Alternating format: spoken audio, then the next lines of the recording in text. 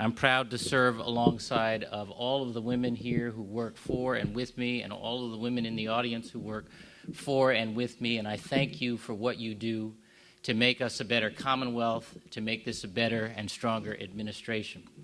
I want to also, speaking of extraordinary professional women, acknowledge President Gloria Larson, whom, as you heard, could not be here, but I thank her, and I do you, Betsy, and the whole team for hosting us here today. And where is Jessie Mermel, by the way? Jessie Mermel works for me in my office. That is hard to do, by the way. She's our communications director, and it was she who, in reflecting on our numbers and our results, said, you know what, in the spirit of this administration, how do we take this to the next level and conceptualize today and what we're here to announce? And I want to thank you for that, Jessie. Well done. Well done.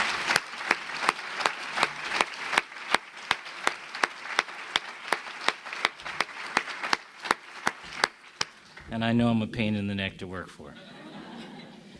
Massachusetts leads the nation, as you all know, in student achievement, in healthcare coverage, in entrepreneurial activity, in venture funding, in economic competitiveness, in veteran services, and so much more.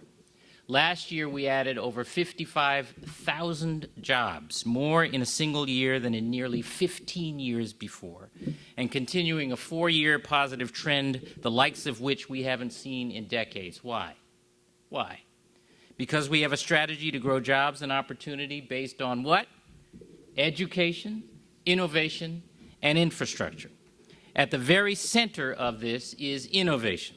That's what the focus of the life sciences and biotech, on clean energy, on the whole range of digital technologies, on advanced manufacturing are about. And who leads each one of these initiatives? The answer is strong, smart, effective, well-prepared women.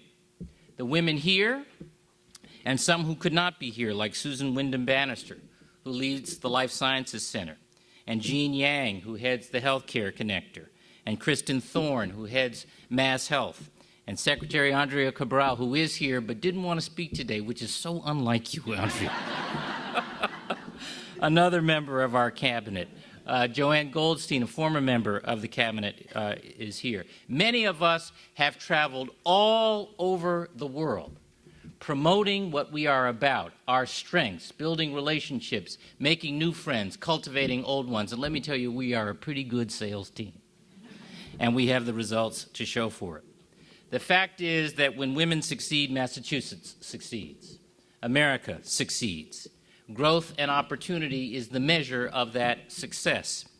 Massachusetts is back in the leadership business. And women leaders, those here in this room and many, many others, have played a central role in those accomplishments. I have to tell you, I'm finding it very hard to focus on my remarks here because I keep looking out and seeing the faces behind so many accomplishments. And it just makes me, as a citizen, enormously proud, enormously proud. So I want to pause here and just thank each and every one of you for the contributions you have made to making our Commonwealth better. And you've done it over and over again. And I'm proud to serve alongside of you. Our society, of course, has made great progress in women's equity over the last decades. But as we all know, we have not reached the promised land. Women still, on average, do not get equal pay for equal work. Women still disproportionately sacrifice pay and even careers to care for children or ailing parents. Women still are underrepresented in C-suites of major corporations or in boardrooms.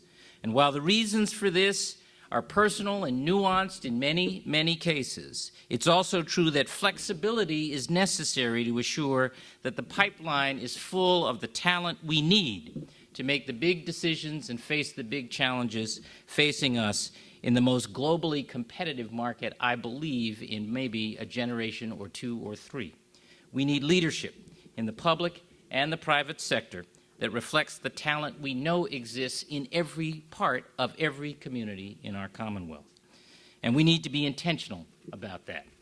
So today, I am pleased to announce the formation of a Successful Women, Successful Families Task Force. I am charging this task force to study what we in the executive branch of state government can do better as an employer to support and advance women in the workplace. Specifically, I'm asking the task force to study and make recommendations on systemic barriers that they see that impair a woman's ability to excel in state government, in private employment as well. Are there issues of equal pay or flex time? Do we need more family-conducive schedules? Are our policies around parental leave and child care support adequate? Recommendations may include changes in policy or in law and should draw from the best practices of other governments as well as from the private sector. Secretary Caprillion will lead this task force, and I thank you and all of the extraordinary women, and men too, by the way, who have agreed to serve with her. I am charging this group to report back to me with recommendations within 6 months, and I'm urging you to give me actionable recommendations on the basis of which I or my successor can make tangible improvements. We also need ways to expose the next generation of women leaders to opportunities to lead. Every single speaker this morning has talked about getting her chance and getting someone who gave them that chance committed to help them succeed when they got that chance. That's why the extraordinary leaders in this room got to be who they are. That's how I got to be who I am. You too, every single one of you. Someone reached out and helped me get my chance, just like you, and then helped assure that I made the most of it. So we're teaming up with Bentley's Center for Women in Business to design a fellowship for women graduate students in Massachusetts. These fellows will serve for a year in management positions in state government with real responsibility for project deliverables. In addition, they will participate in leadership development and networking programs during their tenure as fellows. The point is to give women a chance to try out their leadership skills in meaningful ways in service to the public. Private companies may also see a benefit in engaging fellows for similar opportunities. And the whole Commonwealth benefits because we will be developing a broader pool of experienced women managers for both the public and private sectors and cultivating talent ultimately for C-suites and boardrooms around the Commonwealth and around the country. Like a lot of things we do in this administration, this is about our long-term best interests. I believe these are the kinds of steps we can and should take in state government to improve opportunities in the workplace. Together, we can make real progress, and Massachusetts can lead in the area of workplace equity, just as we do in so many others. Let me add just this one last point and build on something that Bev Scott said. I have, and some of you have heard me tell this story before, one of the things that goes with being governor is that you get introduced a lot and people lavish all kinds of exaggerations on those introductions, and it's quite nice. Best not to get used to it, but it's quite nice. The very best introduction I had in this job, I experienced from Doug Wilder. Some of you will know is the former governor of Virginia, and the first black elected governor of the United States. And he got up at an event in Charlotte, in Denver, at the convention, at the Democratic convention, before a breakfast of the Virginia delegation, to which I had been invited to speak. And he said, you know, people make a lot of fuss about being the first black governor of America.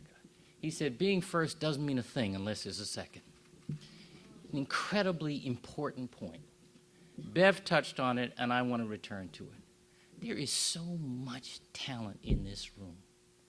So many people doing so many extraordinary things. Some of you, the first woman in that senior position doing those extraordinary things. Pass it on.